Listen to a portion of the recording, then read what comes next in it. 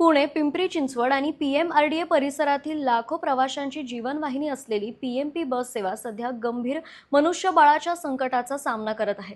2013च्या मंजूर आस्थापना आराखड्यानुसार पीएमपीमध्ये 15,519 पदे मंजूर असताना सध्या केवळ 7,468 कर्मचारी कार्यरत आहेत, म्हणजेच तब्बल 8,051 पदे रिक्त आहेत।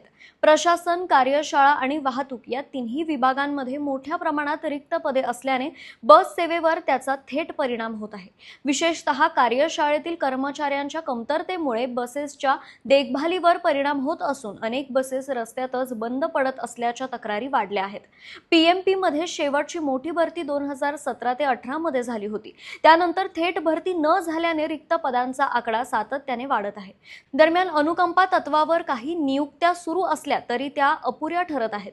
नवीन भरती तातडीने न झाल्यास पीएमपीची सेवा अधिकच विस्कळीत होण्याची भीती व्यक्त केली जात असून याचा फटका लाखो दैनंदिन प्रवाशांना बसण्याची शक्यता आहे।